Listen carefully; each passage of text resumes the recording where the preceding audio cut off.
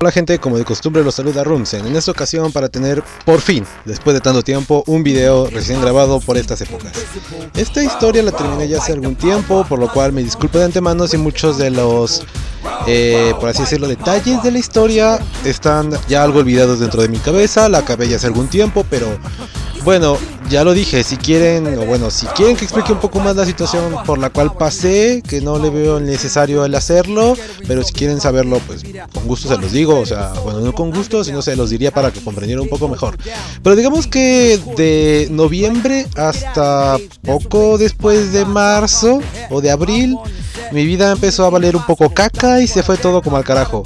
Actualmente ya todo está un poco más normal, más regulado, menos de la verga por lo menos, por lo cual puedo volver a YouTube, puedo volver a ver historias y puedo volver a ser yo básicamente. Así que bueno, como sea, en esta ocasión vamos a hablar sobre una historia interesante.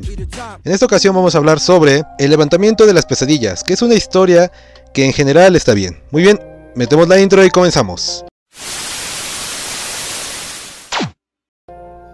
Primero debemos entender tres cosas fundamentales, las cuales voy a mencionar durante todo el video para poder comprender mi punto sobre la historia.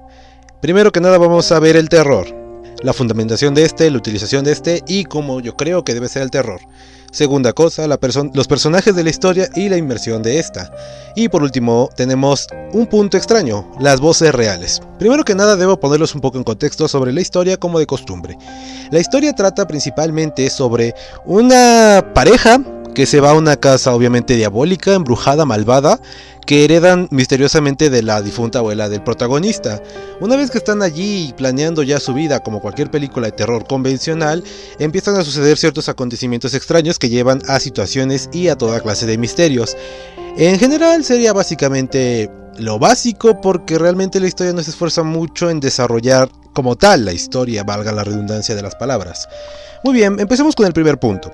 Primero que nada debo reconocer a esta historia dos cosas fundamentales: la imaginación de sus criaturas y segundo, el terror que está tratando de generar. Primero que nada debo exponer qué es lo que yo considero el terror. El terror, a mi parecer, no se trata del miedo. El miedo y el terror son dos cosas diferentes. ¿Por qué? El miedo es un efecto o una especie de emoción alterada o una especie de cosa, por así decirlo, valga la redundancia porque sí es una emoción, que se da temporalmente, o sea, algo te puede dar miedo pero luego no. El terror es algo más profundo, es hasta instintivo, es como saber que no debes hacer eso, que eso no está bien o cosas así. El terror es algo prácticamente natural, algo que tú tienes como un ser vivo, ¿sí? Siempre va a estar hacia diferentes cosas, nunca es algo en específico. Pero debemos entender también que el terror no siempre va a tener las mismas formas. A mi parecer el terror es la normalidad dentro de la normalidad. Mira, por ejemplo, hay dos ejemplos que creo que cualquier persona común ha visto y que se pueden usar perfectamente para representar lo que digo, que son Coraline y El laberinto del fauno. ¿Por qué? Primero que nada Coraline porque este tipo de estética de los personajes es justamente la normalidad dentro de la normalidad.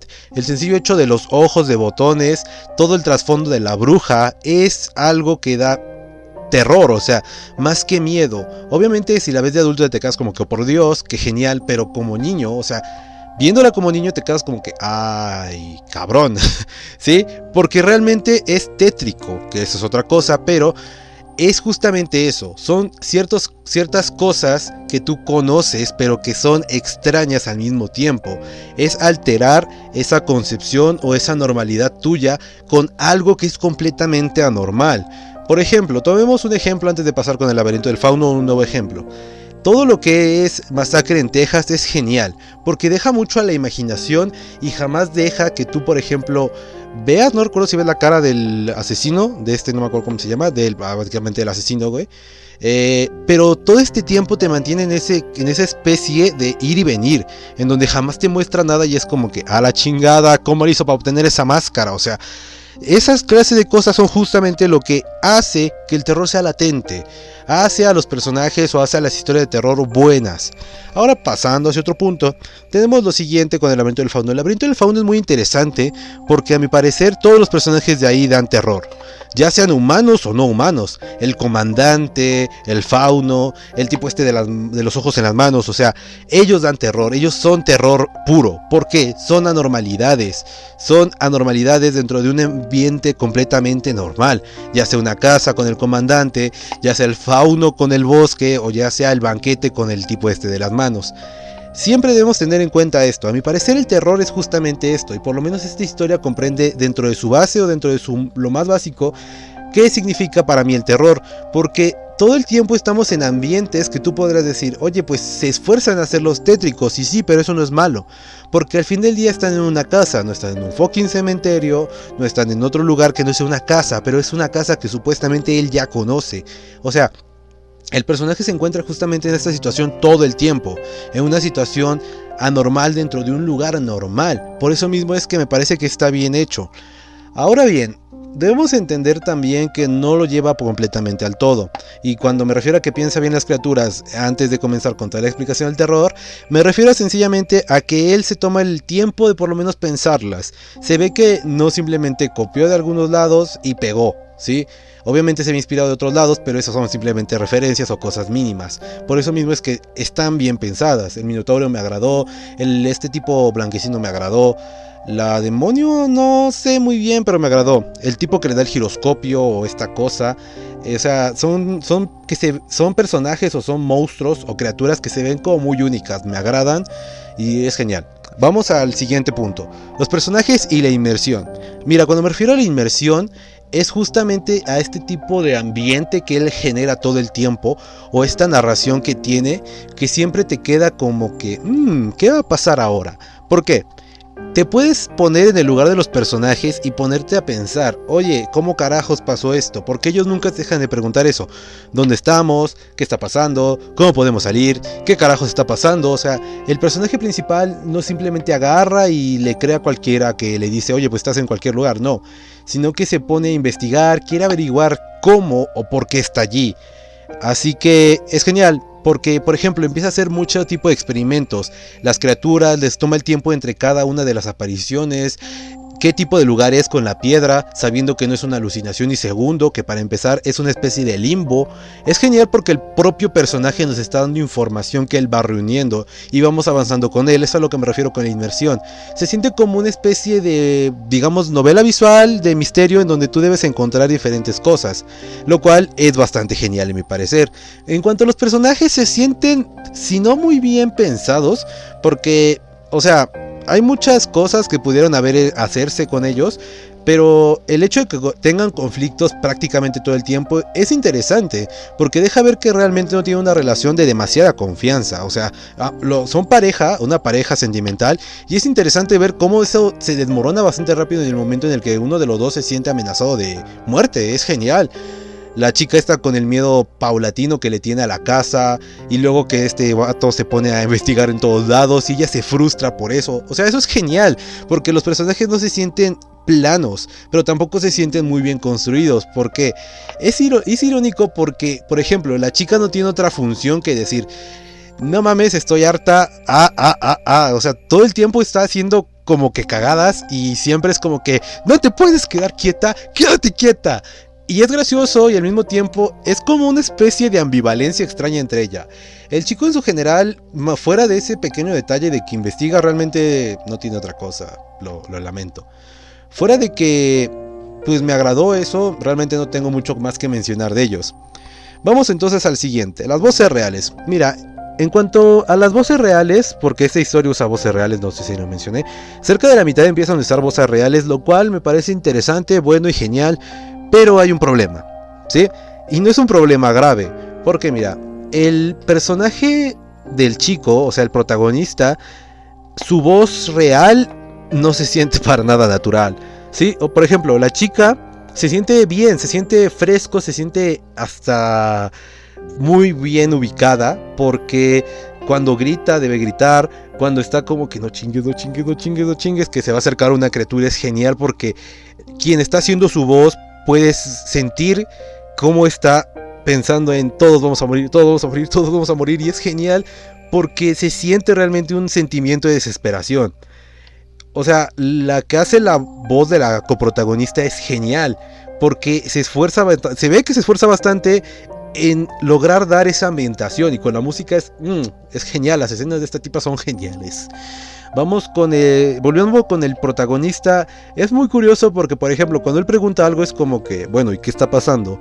Y cuando, por ejemplo, lo está persiguiendo un monstruo es como que, bueno, me está persiguiendo un monstruo. Y es como que, boludo, pon otro tono de voz. O sea, no sé si así es su voz, pero sería interesante o estaría mejor que pusieras un poco más de empeño o sentimientos dentro de ellos. O sea, porque el personaje se siente muy seco. O sea, no siento la diferencia realmente entre Loquendo y tú. Y eso es triste, contando que Loquendo es un sintetizador. Así que simplemente sería eso. Ahora, como punto extra que no mencioné, voy a hablar un poco sobre las cosas que sí son como que no mames. O sea, en pocas palabras es un no chingues, ¿qué pedo con esto? Que primero que nada tenemos el hecho de que a la chica la quieren por alguna razón y la estaban esperando, creo. Eso es algo que no entendí y siempre dejo en claro. ¿Por qué? No sé si necesitan un cuerpo femenino muy a los Silent Hill, o sea, no, muy a los Class 2, o sea, no estoy muy seguro. O sea, no sé si necesitan un cuerpo para salir, no sé si necesitan otra cosa, o sea, es como si no sé si ella es la elegida, o se la van a llevar, o la estaban esperando, es como que, ¿what? No entiendo muy bien el papel de ella, realmente, fuera de estar ahí como un ser humano que siente. Ahora, su abuelo, mira, su abuelo es genial porque le da mucho misticismo a la historia. O sea, el abuelo que logró salir es genial. Porque tú supones que el abuelo de del personaje principal estaba en el mismo limbo. No les voy a decir dónde es el limbo porque es una especie de spoiler bastante grande, pero tú supones que está en un limbo, el abuelo estuvo antes que ellos y logró salir. Y cuando aquí hay las criaturas que están ahí viviendo no logran salir y él lo logró. Entonces tú supones que cuando se enteran que él es un nieto, pues todos se lo quieren violar porque obviamente si es un nieto puede que él también logre descubrir cómo salir de aquí. Las alianzas con las criaturas que su abuelo tenía que ahora tiene son geniales. Estos pequeñitos detalles son lo que le dan como vida a esta historia. Es genial. Las herramientas, los manuscritos que no son diarios, son geniales. Son las anotaciones, por ejemplo. Cuando hay un cambio de escena que me parece muy bien ideado el hecho de que metas una anotación, o sea, una anotación del abuelo en los manuscritos, que por ejemplo, digamos, Mefistófeles es tal cosa y es tal cosa, llevo tanto tiempo aquí, extraño a mi esposa o cosas así. Es interesante porque al mismo tiempo de que nos está como reanimando, reestructurando, dando información y realimentando la historia, se puede tomar una pausa para cambiar de escenario y de escena, lo cual está muy bien hecho, está pensado bien. Eso fue un buen cumplido. Maldita sea, iba a decir cosas malas aquí, ¿verdad? Mira, lo que no me agrada, pues en su general es como que el hecho tal vez de la coprotagonista, creo que es lo único de donde realmente me puedo quejar. O sea, no hay más de dónde decir aquí. Bueno, esto sería todo. Vamos a dar una pseudo calificación para terminar esto rapidito. En terror le doy 2 estrellas, ¿vale? 2 estrellas de 2.5. En cuanto a la inmersión, le doy también 2 estrellas. Recuerden que esto no cuenta realmente para nada, simplemente se las doy, así que las voces reales le voy a dar 1, lo cual se iría con 5 estrellas de 10, así que sería recomendable, supongo. En realidad es bastante recomendable esta historia, es fresca, es interesante porque no trata de zombies, lo cual es siempre bueno. Así que bueno, esto sería todo. Como saben, siempre les dejo las redes sociales, los grupos, página de Facebook, mi contacto directo, pues si quieren hablar conmigo, recomendar mi historia. Recuerden que ya vemos cualquier tipo de serie, ya sea escrita en Wattpad, etcétera, etcétera, etcétera. O sea, aquí ya no hay clasismo asqueroso como antes. Si quieren recomendarme alguna audioserie, recuerden que me tienen que pasar el autor, algún contacto de él y el canal y el nombre de la historia. Bueno, esto sería todo. Este fue Rumsen, nos vemos en otra ocasión. Bye bye.